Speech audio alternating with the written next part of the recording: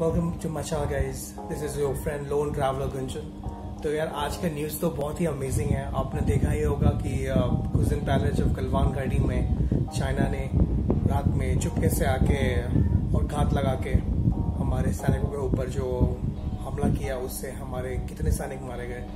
आज मालूम चला है कि करीब 20 सैनिकों की शहादत हुई है और मेरा सलाम है उनको और मेरे दुआ में वो हमेशा है और मेरी पूरी सद्भावना है उनकी फैमिली के साथ में, क्योंकि मैं खुद एक ऐसे बैकग्राउंड से बिलोंग करता हूँ जो अपने देश को समर्पित है। तो मुझे बहुत खुशी है कि हमारी सेना ने बढ़ चढ़कर मतलब बिना हिम्मत खोए हुए, ऑब्वियसली भारत की सेना है, हम कभी किसी से डरते नहीं हैं। और आज प्रधानमंत्री मोदी जी का जब मैंने भाषण सुना तो मुझे बहुत खुशी हुआ कि उन्होंने ठीक वैसे ही भाषण दिया जब उन्होंने, मुझे याद है फरवरी में जब भाषण दिया था, ठीक उसके बाद जब बालाकोट जैसा एयर स्ट्राइक भारत ने किया था और पाकिस्तानों की ऐसे की तैसे कर दी थी।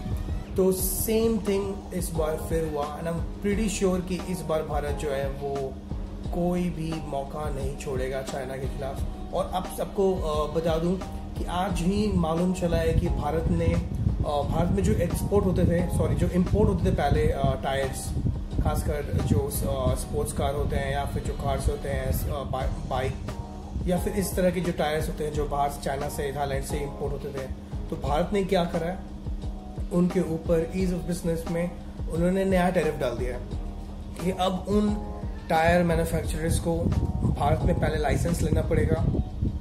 और इससे सबसे बड़ा बेनिफिट हुआ है भारत के जो लोकल जो बिजनेस हैं, जो कि टायर मैन्युफैक्चरर्स हैं उनको, क्योंकि चाइना ने अगर देखा जाए तो बहुत बड़ी मार्केट को उन्होंने कैप्चर कर रखा है और ये इतना इजी नहीं है कि भारत उनको ओवरटेक कर ले बहुत आसानी से, क्योंकि ये बहुत टाइम से उन्होंने इसको कैप्चर कर रखा है। और देखा जाए तो भारत जो है वो चाइना को ईज ऑफ बिजनेस में बहुत ज़्यादा रियायत देता है। दैट्स वाई जो चाइनीज़ आइटम हम परचेस करते हैं वो इतने सस्ते होते हैं, क्योंकि उनके ऊपर जो टैरिफ लगा हुआ होता है वो बहुत कम होता है compare to the tariff that we are actually paying towards the local products. तो अगर हम देखा जाए तो जो लोकल प्रोडक्ट्स होते हैं वो महंगे इसी कारण होते हैं, क्योंकि चाइनीज प्रोडक्ट के ऊपर में एक तो उनका कॉस्ट ऑफ लेबर जो होता है वो बहुत कम होता है, दूसरा जो उनका प्रोडक्शन का वैल्यू होता है वो ऑब्वियसली कम होगा ही होगा, क्योंकि लेबर कम है, द टॉप ऑफ इट उनके ऊपर टैरिफ कम है और उनका ईज ऑफ डूइंग बिजनेस जो है वो कम, मतलब भारत में बहुत ही ज्यादा है। तो अब भारत ने अपना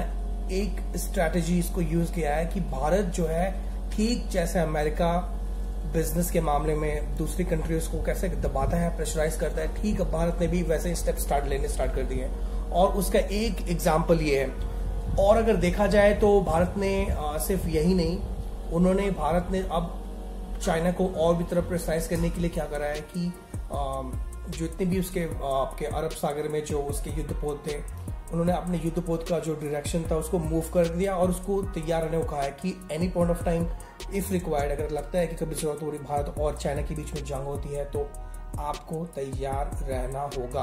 और ये बहुत बड़ा डिसीजन है, क्योंकि ऐसा डिसीजन इतना आसानी से नहीं लिया जाता है, क्योंकि जब तक पूरा देश में जितने भी मतलब जो गवर्नमेंट है उनको हर लोगों से कंसल्ट करना पड़ता है and then they take the decision कि हाँ ठीक है हम चाइना को इस चीज में काउंटर करेंगे।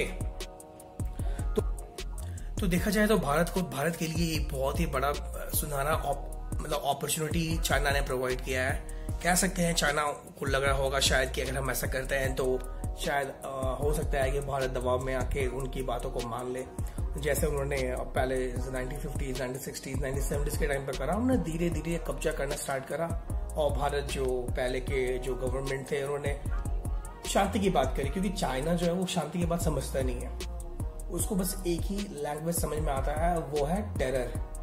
और उसके अगर आप उसको स्टेयर डाउन करते हो तो ही चाइना को समझ में आता है कि हाँ हम जो कर रहे हैं वो अब नहीं चलेगा, लेट्स ट्राई डिफरेंट राउट। तो वो वैसा करता है और वो सेम गेम ये भारत के साथ भी खेल रहा है। तो लोग भारत में जो जितनी भी राजनीतिक पार्टियां हैं उनको लग रहा है कि क्यों नहीं है भारत चाइना के साथ पीस वार्ता करे और पीस टॉक करे। तो प्लीज शांति वार्ता इनका मकसद ही नहीं है। चाइना का तो मकसद ये है कि भारत को इस तरह से प्रेशराइज किया जाए ताकि पूरे वर्ल्ड का जो मीडिया है वो भारत की तरफ आकर्षित हो जाए और भारत को वो लाइमलाइट में।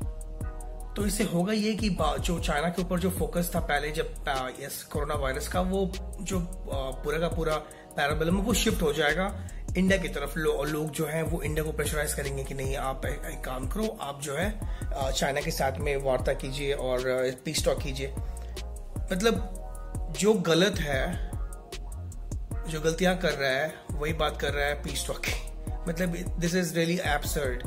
और मुझे बहुत अच्छा लगा कि भारत जो है वो बढ़ चढ़ के इसका जवाब दे रहा है। And I am pretty sure कि हो सकता है आगे जो दो सप्ताह में न्यूज आने वाला है उसमें कुछ ना कुछ देखने को जरूर मिलेगा।